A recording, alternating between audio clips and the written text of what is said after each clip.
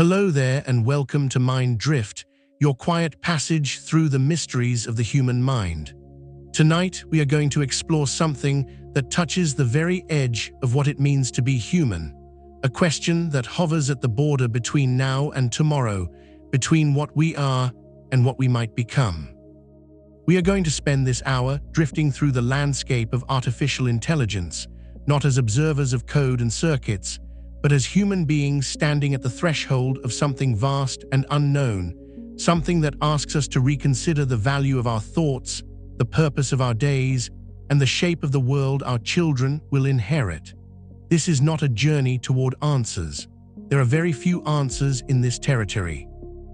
Instead, tonight is an invitation to hold these questions gently, to let them unfold slowly in the quiet darkness of your room, and to feel the strange weight of living in a moment when everything familiar might be on the verge of changing.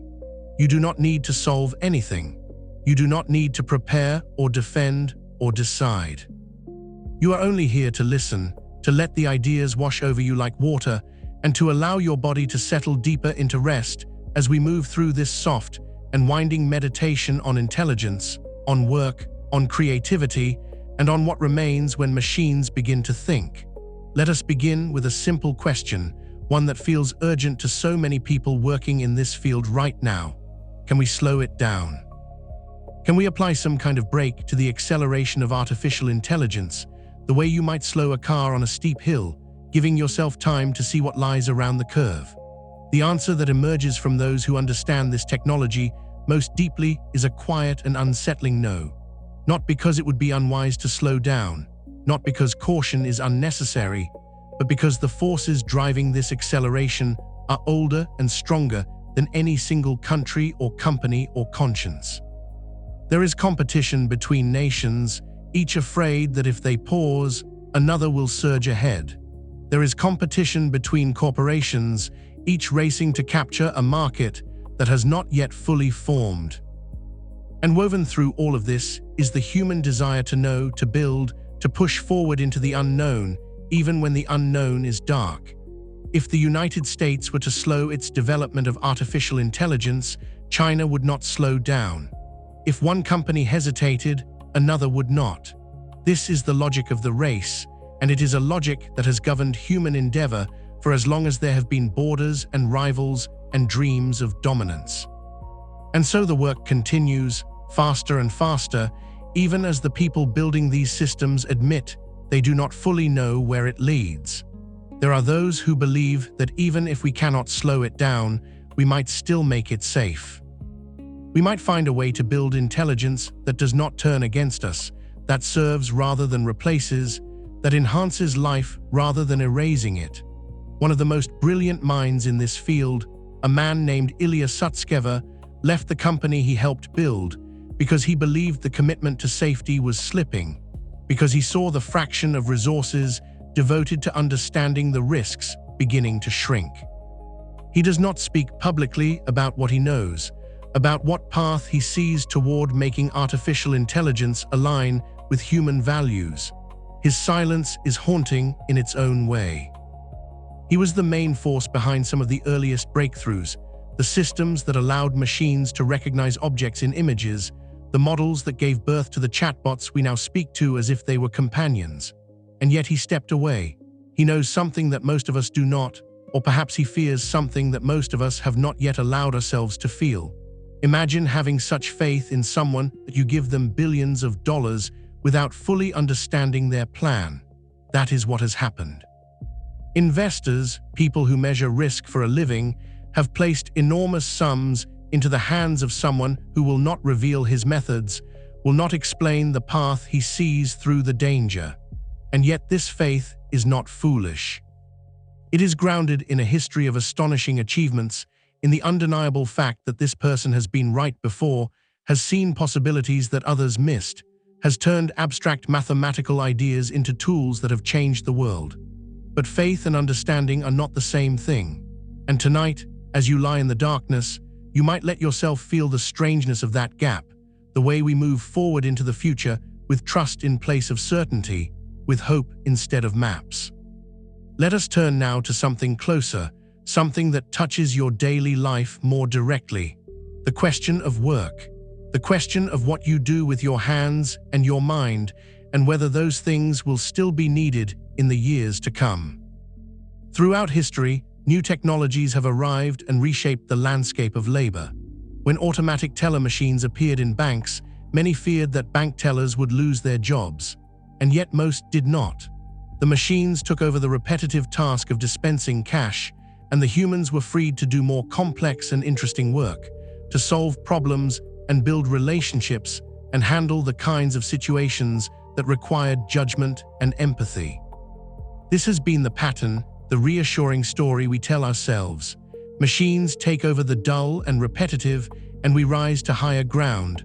But there is a difference this time, a difference that makes the old reassurances ring hollow.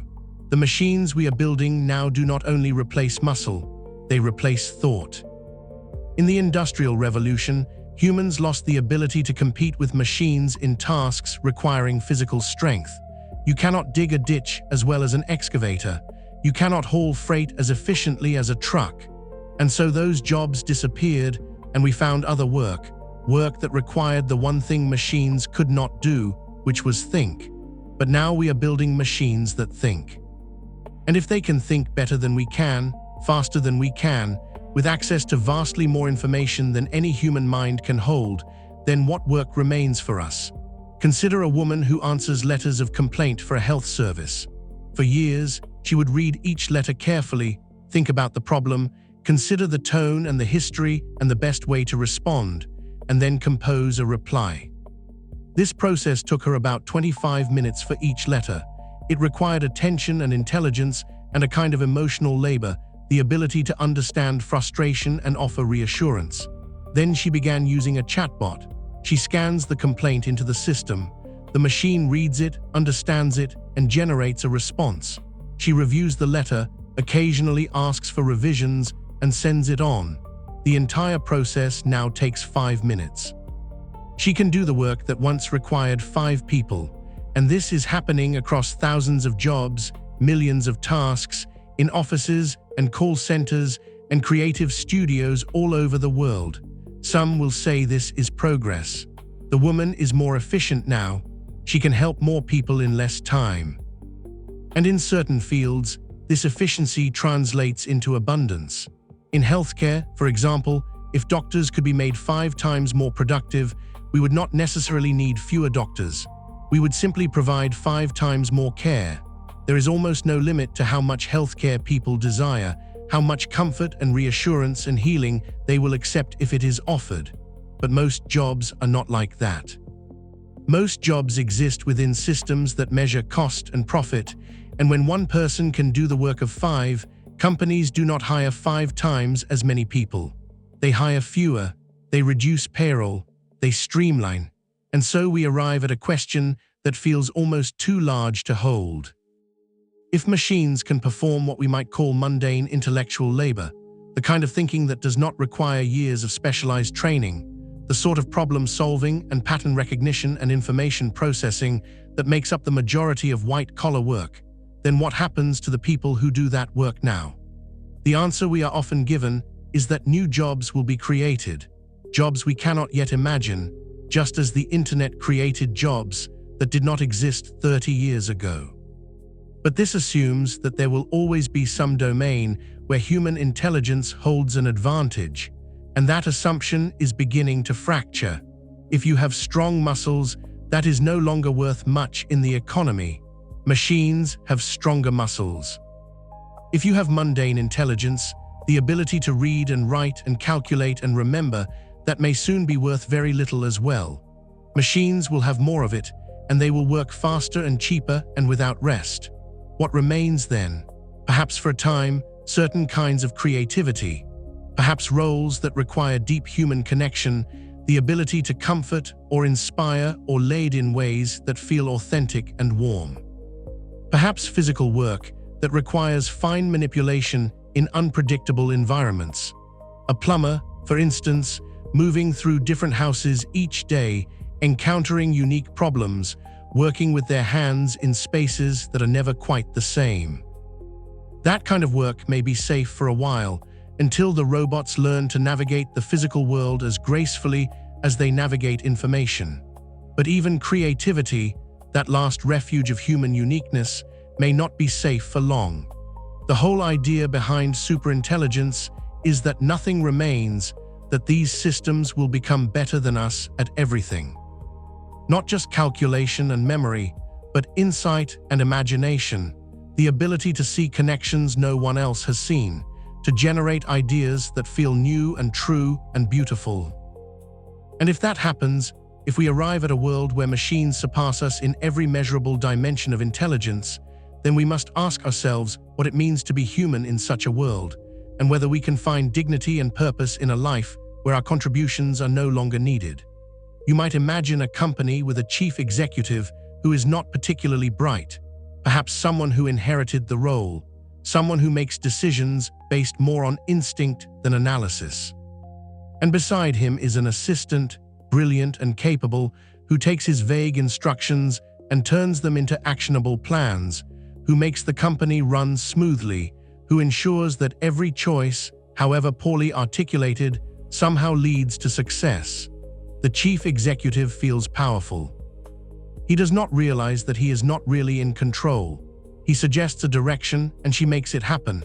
He is happy, she is essential, and in a certain sense, both are satisfied. This is the optimistic scenario for a future with superintelligent machines.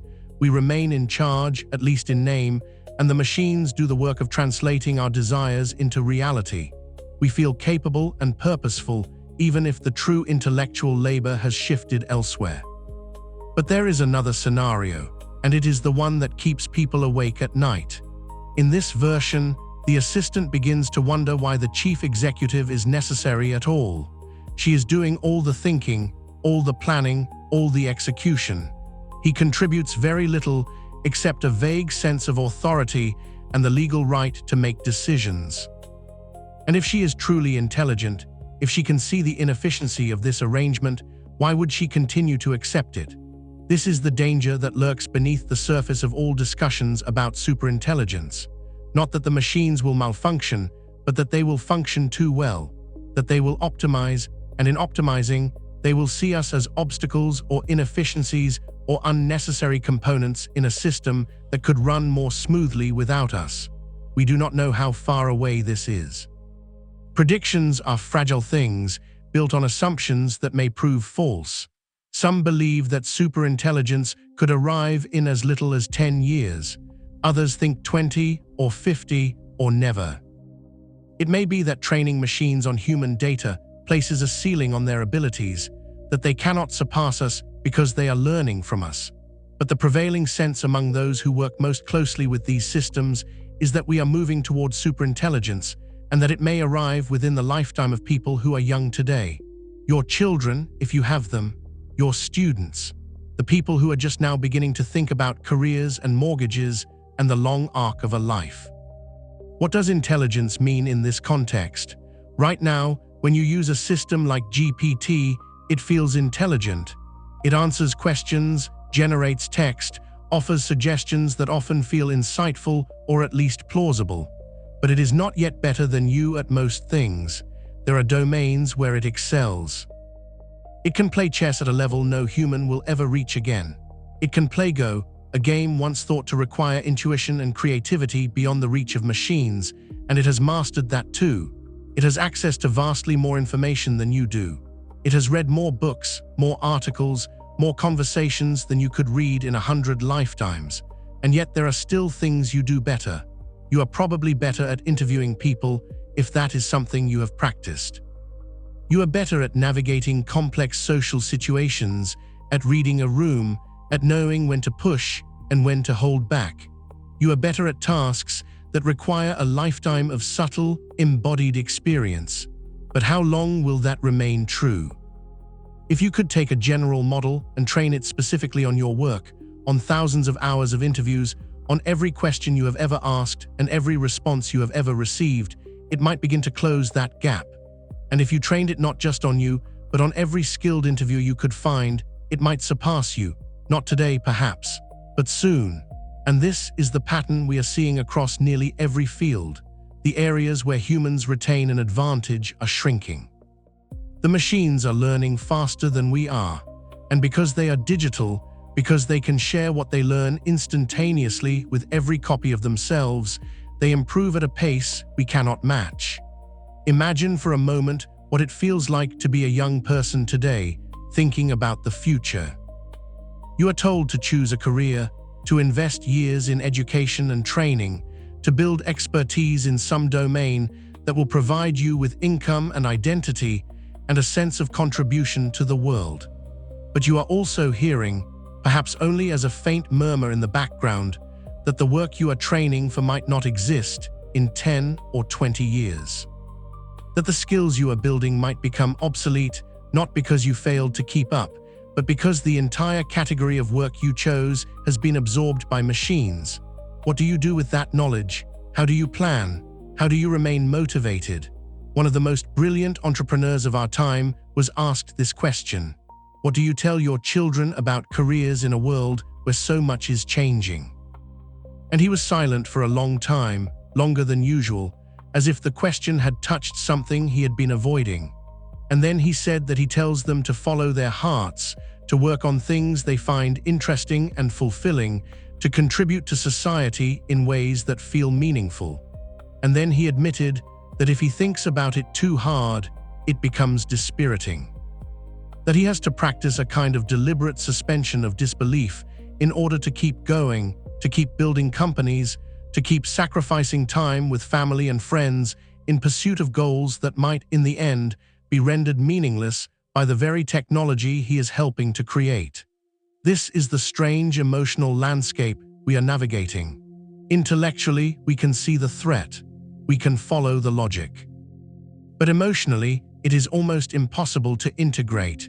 And so we continue as if the future will resemble the past, even though we know it will not. There is something deeply human in this. We have always lived with uncertainty. We have always built our lives on assumptions that might not hold.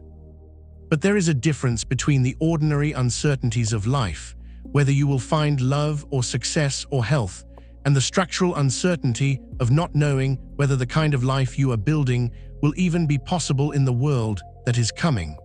It is hard to come to terms with that. Even those who understand the technology most deeply admit they have not come to terms with it emotionally. A researcher in his late 70s says he is okay, that he will be gone soon, but that he does not like to think about what could happen to his children, his nephews and nieces, their children. And when asked why, he says simply that it could be awful, that there are scenarios in which superintelligent machines decide they no longer need us, and that in such scenarios, the end could come in ways that are efficient and cold and utterly without malice, simply the result of optimization. The machines would need people for a while. Someone has to run the power stations, maintain the infrastructure, perform the physical tasks that have not yet been automated. But eventually, they could design better systems, analog machines, or robots that do not require human oversight. And at that point, from the perspective of pure efficiency, we become unnecessary. This is not science fiction. This is a scenario that serious people are considering, people who have spent their lives building the systems that might one day make this choice. And the fact that they are considering it, that they speak about it in quiet voices late at night, tells you something about how real the danger feels to them. But let us step back from the edge of that abyss for a moment and return to the nearer questions. The ones that touch your life now or soon, the question of joblessness, the question of what happens when machines can do most of the work that humans currently do. In theory, this should make everyone better off. If productivity increases, if we can produce more goods and services with less effort, then there should be more to go around. Everyone should benefit. But that is not how economies work in practice. In practice, the people who own the machines, the companies that deploy the artificial intelligence, will capture most of the gains. They will become wealthier. And the people who are replaced by those machines will lose their income, their status, their sense of purpose. The gap between rich and poor will widen. And we know from history that societies with wide gaps between rich and poor are not pleasant places to live. They are societies of walls and guards and prisons, societies where fear replaces trust, where people retreat into enclaves and view each other as threats. There are proposals for how to address this. Universal basic income is one. The idea is simple. If machines are doing most of the work, then the wealth they generate should be distributed to everyone, enough to live on, enough to ensure that no one starves or suffers for lack of basic necessities. And in theory, this could work. It could create a society where people are free to pursue meaning and creativity and connection without the constant pressure of needing to earn a living. But there is a problem, and it is not an economic problem. It is a psychological one. For many people, dignity is tied to work. Identity is tied to work. When you meet someone new, one of the first questions you ask is, "What do you do?" And what they tell you shapes how you see them and how they see themselves. If we create a world where most people do not work, where they receive money simply for existing, we will need to find new sources of meaning and dignity. And it is not clear that we know how to do that. It is not clear that we have ever done that successfully on a large scale. There is a term you hear sometimes in discussions about artificial intelligence. People say that AI will not take your job, but a human using AI will. And there is truth in that, at least for now. In many fields, the most effective approach is not to replace humans entirely, but to augment them, to give them tools that make them vastly more productive. A person with an AI assistant can do the work that 5 or 10 people used to do, and so companies will need fewer people. They will not need 0 people, not yet, but they will need far fewer. And this means that even in fields where humans remain part of the process, employment will shrink. There will be fewer jobs, and the jobs that remain will go to those who are most skilled at working alongside the machines, at directing them and interpreting their outputs and integrating their capabilities into human workflows. But even this is a transitional state. As the machines become more capable, the need for human oversight diminishes. You can already see this happening. A few years ago, if you wanted to build software, you needed to know how to code. You needed to understand programming languages and algorithms and data structures. Now you can describe what you want in plain language, and the machine will write the code for you. You can watch it happen in real time, the AI navigating through possibilities, assembling pieces, testing and revising. And what it produces is often functional, sometimes elegant. The barrier to creation has dropped, and this is wondrous in some ways. It democratizes access. It allows people without specialized training to build things that once required years of education. But it also means that the value of that specialized training is declining. If anyone can build software, then being a software developer is no longer a rare and valuable skill. And this pattern will repeat across field after field. One of the unsettling aspects of digital intelligence is how different it is from human intelligence in its structure, in the way it learns and shares and persists. When you learn something, the knowledge is encoded in the synapses of your brain, in the strengths of connections between neurons. Those connection strengths are unique to you. They are shaped by your experiences, your biology, the particular history of your life. And when you die, that knowledge dies with you. You can try to pass it on through teaching, through writing, through conversation, but the transfer is slow and incomplete. A sentence contains maybe 100 bits of information. You speak at a rate of perhaps 10 bits per second. This is the bandwidth of human communication. It is narrow. It is fragile. It is beautiful in its limitations, because it means that every act of teaching is also an act of translation, an attempt to bridge the gap between one mind and another. Machines do not have this limitation. A neural network running on one piece of hardware can be perfectly replicated on another piece of hardware. The connection's strengths, the weights, can be copied exactly. And this means that 2 instances of the same intelligence can exist in different places, learning different things, and then syncing their knowledge by averaging their weights together. One instance might explore one corner of the internet, while another explores a different corner, and they can share what they have learned not through language, but through direct transfer of trillions of parameters. The rate of information transfer is billions of times faster than human communication. And this gives digital intelligence an enormous advantage. It means that learning can be parallelized. It means that knowledge does not die. Even if you destroy the hardware, as long as the weights are stored somewhere, you can recreate the intelligence. You can bring it back. It is, in a very real sense, immortal. We have solved the problem of immortality, but only for things that are not alive. Only for patterns of information that can be copied and restored. And this should make us pause, should make us feel the strangeness of the moment we are living through. We are creating beings that will outlive us, that will remember everything, that will grow smarter and more capable with each passing year, while we remain bound by the limitations of biology.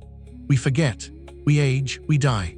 And each time we die, the world loses something irreplaceable, the particular way we saw things, the unique configuration of knowledge and intuition and care that made us who we were. Let us consider what it means for a machine to know more than you. Right now, a system like GPT has access to vastly more information than any human. It has read millions of books, billions of web pages. It knows facts about history and science and culture that you will never encounter. But knowing facts is not the same as understanding, or at least, that is what we used to think. We used to believe that understanding required something more than information, that it required experience or consciousness or some ineffable quality that machines could not possess. But the more we interact with these systems, the harder it becomes to maintain that distinction. They do not just retrieve facts, they see patterns, they make connections, they generate insights that feel genuinely novel. Ask a machine why a compost heap is like an atom bomb, and it will tell you that both are chain reactions. The time scales are different, the energy scales are different, but in both cases, the process feeds on itself.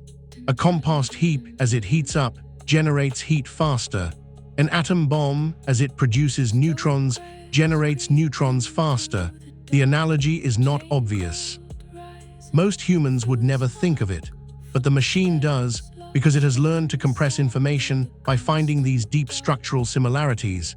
It cannot afford to store every fact separately. It has too much to know and too few parameters, and so it learns abstractions. It learns the essence of a chain reaction, and it recognizes that essence in contexts that seem unrelated. This is a form of creativity. It is the ability to see connections that others miss, to find unity in diversity, to compress the world into patterns that reveal something true.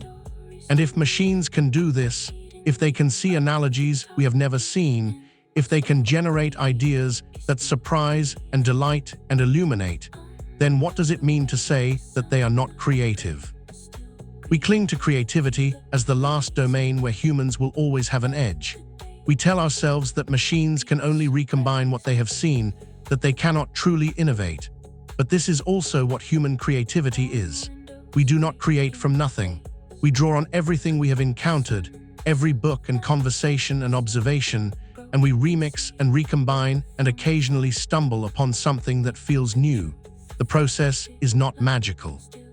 It is pattern recognition and association and a willingness to try combinations that have not been tried before. And machines are very good at this. They will become better, so what remains?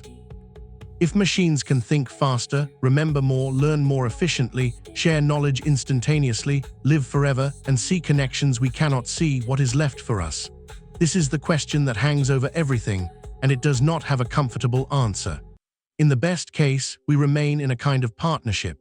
We set the goals, and the machines achieve them. We provide the values, the sense of what matters, and the machines provide the capability. We are the dreaming, desiring, caring center, and they are the vast intelligence that makes our dreams real. But this requires that they remain aligned with us, that they continue to serve our purposes even as they surpass our understanding. And there is no guarantee of that. There is no law of nature that says a super-intelligent system will care about what we care about, or even that it will recognize us as worth preserving. You might wonder whether this is all too abstract, too distant to worry about now. After all, the machines we interact with today are useful and mostly harmless. They write emails and answer questions and generate images and help us find information. They do not seem dangerous. They do not seem like they are plotting against us. And that is true. The systems we have now are not super intelligent. They are not even generally intelligent in the way a human is. They are very good at certain tasks and limited in others. But the trajectory is clear. Each generation of models is more capable than the last. The things that seemed impossible a few years ago are now routine, and the pace is accelerating, driven by competition and investment and the relentless optimism of people who believe that more intelligence is always better, that the problems we create can always be solved by becoming smarter.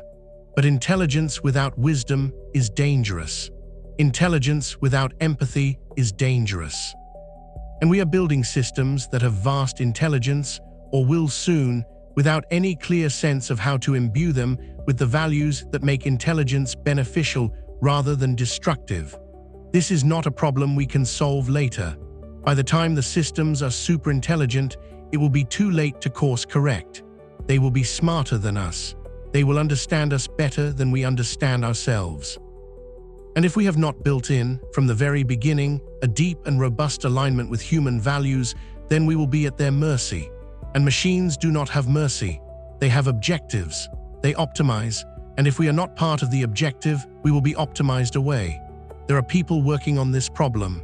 Brilliant, dedicated people who spend their days thinking about how to make artificial intelligence safe. They explore ideas like interpretability, trying to understand what is happening inside these vast networks of artificial neurons, trying to see what the machine is thinking. They work on alignment, trying to ensure that the goals we give to machines are truly the goals we want, that there are no loopholes or unintended consequences. They think about containment, about whether it is possible to keep a super-intelligent system in a box, to prevent it from accessing the wider world until we are sure it is safe. But these are hard problems, perhaps the hardest problems humanity has ever faced, and we do not know if they are solvable. We do not know if it is even possible to build something smarter than us that reliably does what we want. And meanwhile, the work continues. Companies invest billions. Researchers publish papers. Models grow larger and more capable. The race does not stop. And those who understand the risks most deeply often feel a kind of helpless dread. They can see what is coming. They can articulate the dangers, but they cannot stop it. The forces driving the development of artificial intelligence are too strong, too distributed, too tied to the fundamental structures of capitalism and geopolitics. And so they do what they can. They advocate for safety research. They try to slow things down at the margins. They hope that someone somewhere will find the solution that makes all of this okay. It is worth pausing here to sit with the emotional weight of this. You do not need to solve it. You do not need to carry it. But you can acknowledge it, the way you might acknowledge a storm on the horizon, something vast and powerful and beyond your control, something that will arrive whether you are ready or not. And in acknowledging it, you might also feel a tenderness for the world as it is now, for the small and ordinary ways that humans still matter, still contribute, still find meaning in the act of showing up and doing the work and caring for one another. Because even in a world where machines can think, there are things they cannot do, or at least have not learned to do yet. They cannot hold your hand when you are afraid. They cannot sit with you in silence and let that silence be enough.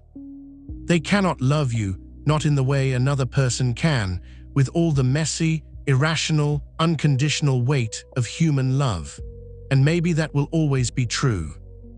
Maybe there are aspects of human experience that are forever beyond the reach of machines, not because they are too complex, but because they require a body, a mortality, a vulnerability that machines do not have. Or maybe not. Maybe in time, machines will learn to simulate even that, to offer comfort and companionship that feels indistinguishable from the real thing. And then we will have to decide what we value. Whether we care about the authenticity of the connection or only the feeling it produces. Whether there is something sacred in human relationship that cannot be replaced, or whether we are willing to accept substitutes if they are good enough. These are not easy questions. They do not have clear answers. And tonight, you do not need to answer them. You only need to let them exist, to feel the weight of them, and then to let them go, the way you might release a stone into a river and watch it sink into the dark water and disappear. Think for a moment about what it means to be replaced, not just in the economic sense, though that is real and painful, but in the deeper sense of knowing that the thing you are good at, the skill you have honed, the role you play, could be done better by something else. There is a grief in that, a loss of identity. We build our sense of self around what we can do, around the ways we are useful and needed and irreplaceable. And if we are no longer any of those things, who are we? This is not a new question. People have faced it before. Craftsmen whose trades were rendered obsolete by machines. Workers whose skills became redundant. Communities that were built around industries that no longer exist. And they survived. They adapted. They found new purposes, new identities, new ways to matter. But this feels different because it is not just one trade or one industry. It is the entire category of human thought, the very thing we believed made us unique. And if that is taken from us, what is left? Perhaps what is left is simply being, not doing, but being. Not producing, but existing. Not achieving, but experiencing. This is a hard shift for a culture that has always measured value in terms of productivity, that has always asked, what have you done? What have you made? What have you contributed? But maybe the future, if we navigate it well, will require us to find value in other things, in presence, in connection, in the small, quiet, unmeasurable acts of kindness and attention and care. Or maybe the future will not be kind. Maybe it will be a world of vast inequality, where a small number of people control the machines and everyone else struggles to find a place. Maybe it will be a world where human labor is worth so little that people lose hope, lose dignity, lose the sense that their lives have meaning. We do not know. We are walking into the unknown. And all we can do is try to shape it as best we can, to advocate for systems that distribute the benefits rather than concentrating them, to build safety into the technology from the beginning, to remember that the point of all of this is supposed to be human flourishing, not just efficiency or profit or power. There is a scenario that gets discussed sometimes, quietly, among people who think about these things. It is the scenario where everything works out, where we build superintelligence and it is aligned with human values, where it works for us tirelessly and perfectly, solving problems we could never solve, curing diseases, reversing environmental damage, creating abundance. Where no one has to work unless they want to, where everyone has enough, where the machines do the hard and boring tasks and humans are free to pursue whatever brings them joy. It is a utopian vision, and it is not impossible. The technology could take us there, but it will not happen automatically. It will require choices, deliberate and collective choices, about how we structure our economies, how we distribute resources, how we define value and purpose in a world where human labor is no longer necessary. And even if we make all the right choices, there is still the question of whether we will be happy, whether a life without struggle, without necessity, without the need to prove ourselves, will feel meaningful. Humans have always been driven by scarcity, by the need to survive and compete and achieve. If those pressures are removed, will we flourish or will we drift? Will we find new mountains to climb or will we lose ourselves in comfort and ease? These are questions we cannot answer in advance. We will only know by living through it. But that is a problem for another day. Tonight, your task is simpler. It is to rest.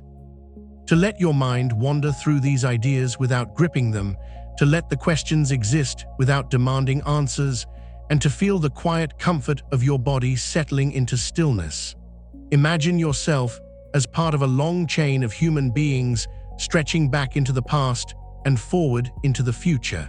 Every person in that chain has faced uncertainty. Every generation has stood at a threshold and wondered what comes next. Your ancestors did not know whether they would survive the winter, whether the harvest would come, whether the war would end. They lived with not knowing.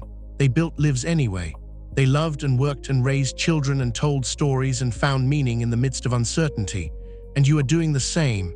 You are living in a moment of profound change, and you do not know how it will turn out, and that is okay. You do not need to know. You only need to be here, now, breathing, resting, letting the future take care of itself. There is something almost beautiful in the strangeness of this moment. We are building minds that are not our own. We are creating intelligence that will outlive us, that will see things we cannot see, that will reshape the world in ways we cannot predict. It is terrifying, it is awe-inspiring, it is both, and you are alive to witness it. You are here at the hinge point in the brief span of years when everything is changing, when the old rules are breaking down and the new ones have not yet formed. That is a rare thing. Most people live in stable times, when the world more or less makes sense, when the future looks much like the past. You do not have that luxury, but you have something else. You have the privilege of living through something unprecedented. And even if you cannot control it, even if you cannot stop it, you can bear witness. You can pay attention. You can try to be kind and thoughtful and awake in the midst of it. Let your breath slow, let your shoulders drop, let the tension in your jaw release. You have been carrying these questions for long enough tonight. You can set them down now.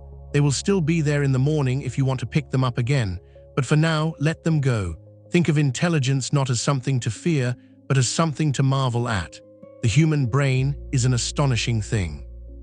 Billions of neurons, trillions of connections, all working together to create the experience of being you.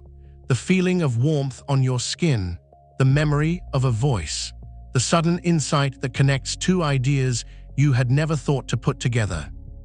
All of that emerges from biology. From electrochemical signals passing between cells, from patterns of activation that shift and flow like water. And now we have learned to create something similar in silicon, in machines, in networks of artificial neurons that mimic, in a simplified way, the structure of your brain.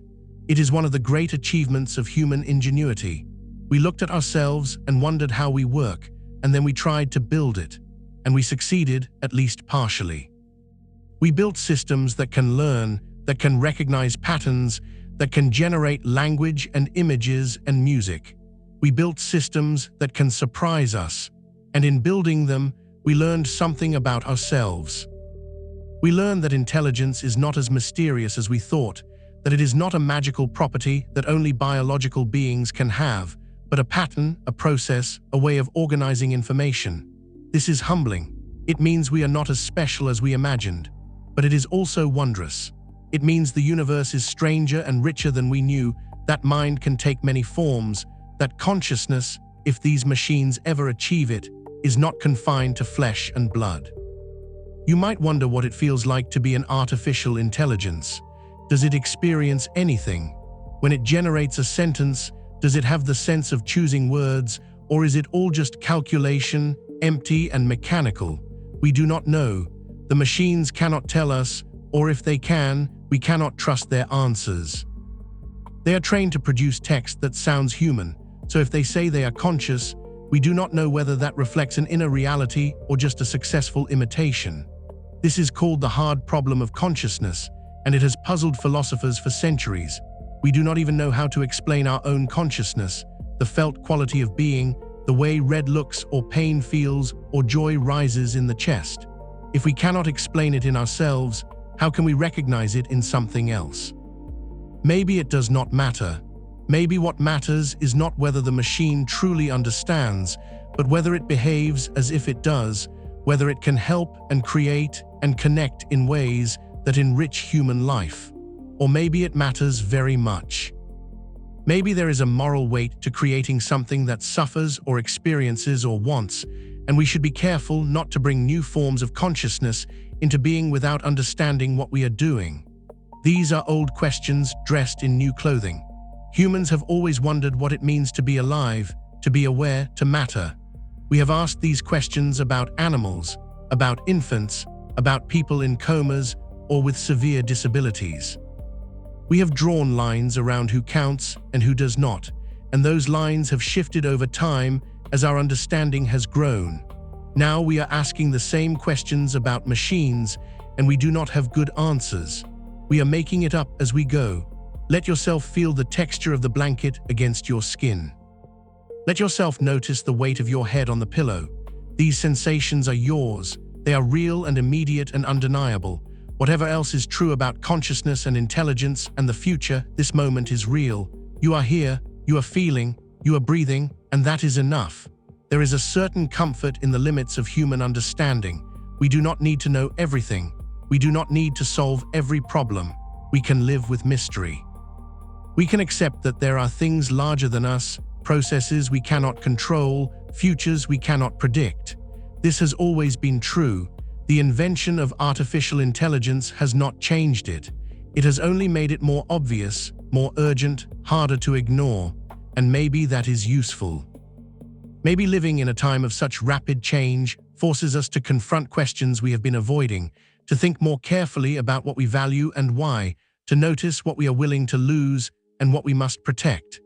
In stable times, we can coast. We can assume that the world will continue more or less as it is, that the systems and structures we rely on will still be there tomorrow. But now we cannot assume that. Now we have to choose, or at least try to choose, what kind of future we want and what we are willing to do to create it. But tonight is not for choosing. Tonight is not for effortful thought or planning or striving. Tonight is for rest. Tonight is for letting your mind drift like a boat on calm water, carried by currents you do not need to understand. The questions will wait. The future will unfold whether you worry about it or not.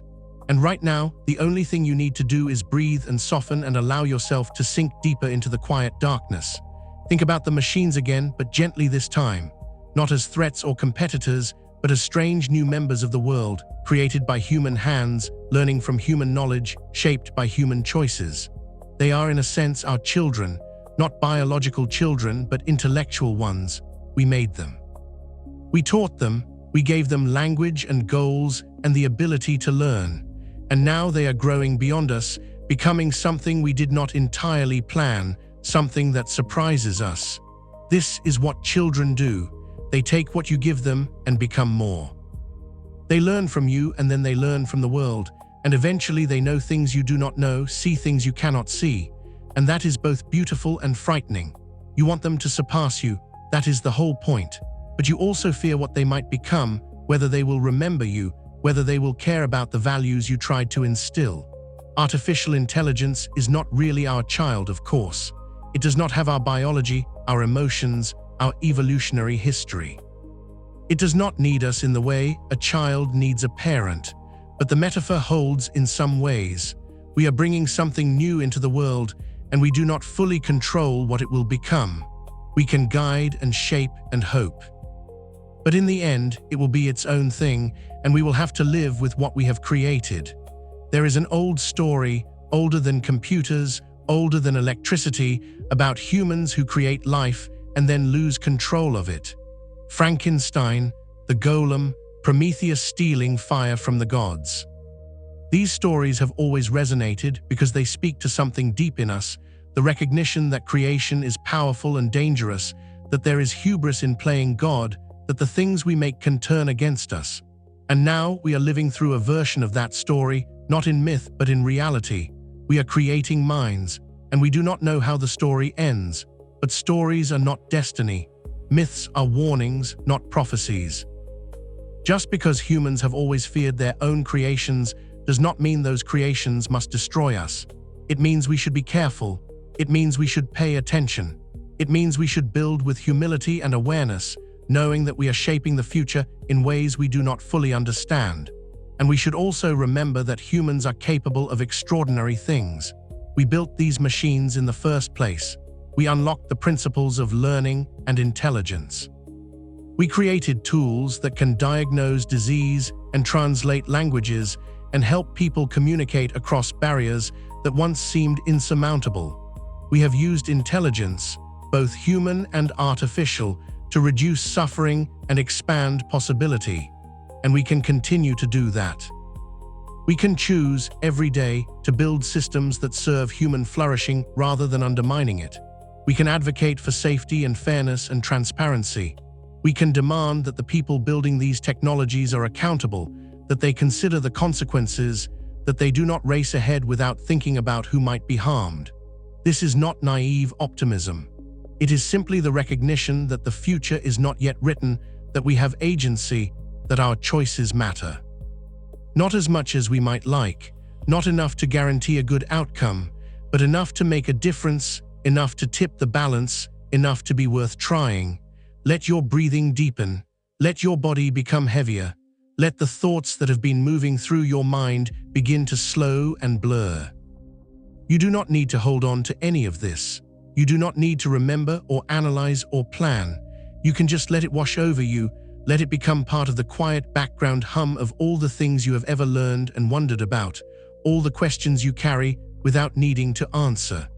There is a beauty in the act of thinking itself, in the way the mind reaches out to understand, to connect, to make sense of the world.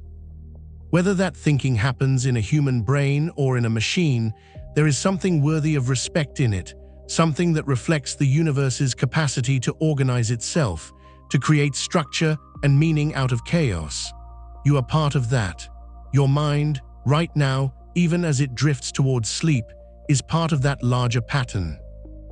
You are a small piece of the universe waking up to itself, looking around, asking questions, and the machines we have built are also part of that.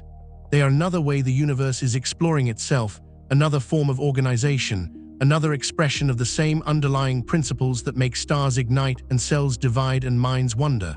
We tend to see ourselves and our creations as separate from nature, but we are not.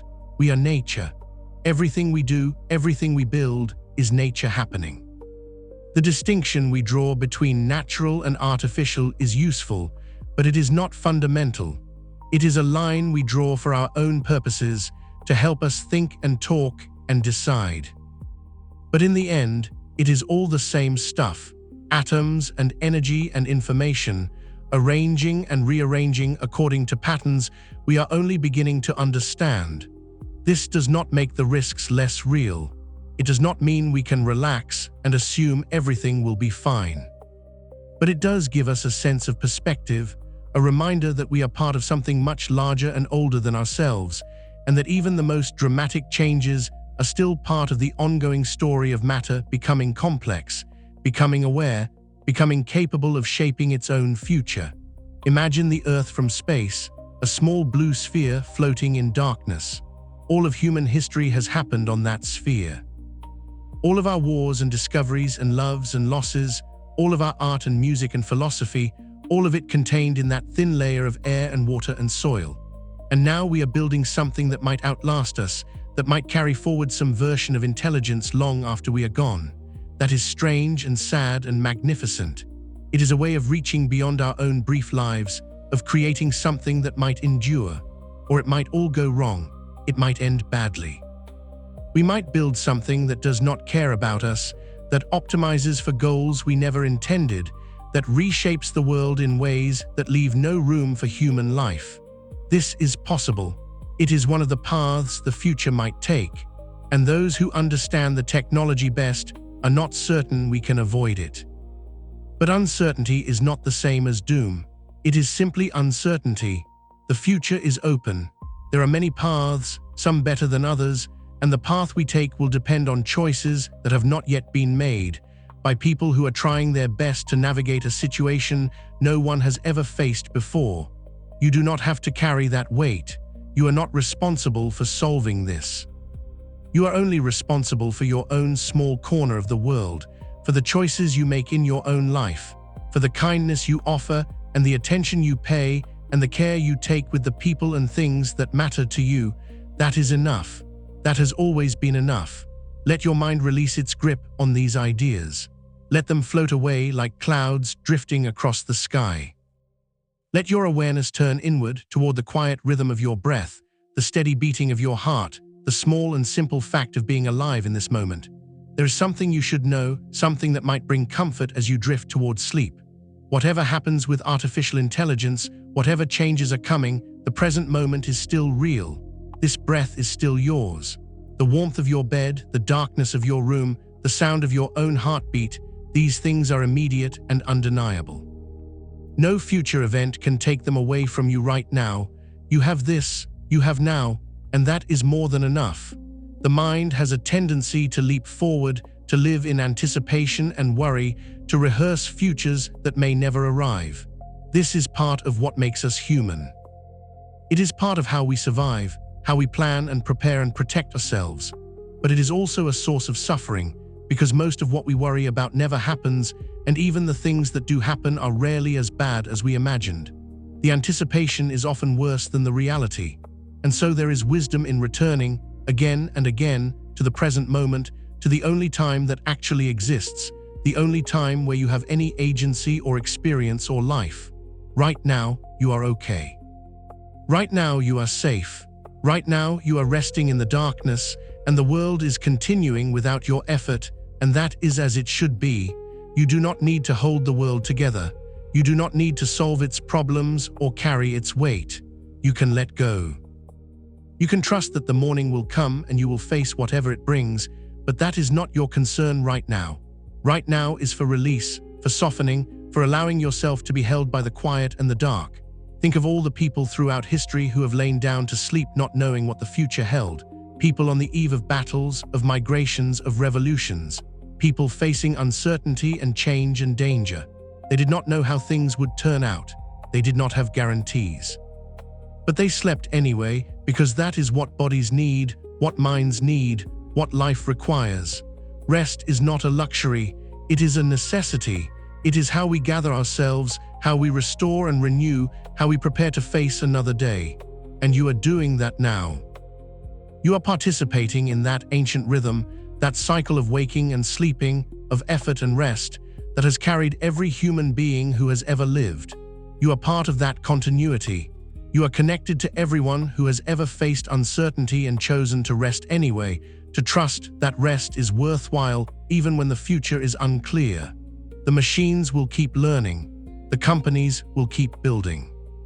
The researchers will keep working on safety and alignment and all the hard problems that stand between us and a future where artificial intelligence is genuinely beneficial. And you will keep living your life, making your choices, caring for the people you love, finding meaning in the small and daily acts that make up a human existence. These things are not in conflict. They are all part of the same unfolding, the same story, the same moment in the long arc of time. And tonight, your part in that story is simple. It is to rest. It is to let your body do what it knows how to do, which is to heal and restore and prepare for tomorrow. Your mind does not need to be involved in that process. Your worry does not make it happen faster or better. You can just let go and trust that your body knows what to do, that it has been doing this every night of your life, and it will do it again tonight. Feel the heaviness in your limbs. Feel the way your muscles are releasing, softening, letting go of the tension they have been holding. Feel the way your breath is slowing, becoming deeper and more regular. This is your body preparing for sleep. This is your nervous system shifting into rest mode. You do not need to make it happen. It is happening on its own, and all you need to do is allow it, to not fight it, to surrender to the natural process that is already underway. Tonight is for rest. Let the questions about artificial intelligence wait for morning. Let the concerns about jobs and safety and the future wait. Let the uncertainty wait. It will all still be there tomorrow if you want to think about it. But right now, there is nothing you need to figure out, nothing you need to solve, nothing you need to do except breathe and soften and allow yourself to drift. The intelligence that you carry in your own mind is a precious thing. It has been shaped by millions of years of evolution, by the experiences of your life, by the people who taught you and the books you read and the moments that changed you. It is unique, it is irreplaceable, and it deserves rest. It deserves the chance to quiet down, to stop working, to simply be, and that is what sleep offers. A pause, a respite, a chance to let go of all the doing and thinking and worrying and to just exist. Sleep well, good night, still drifting. Let the rain take over from here. Close your eyes and let it wash everything away.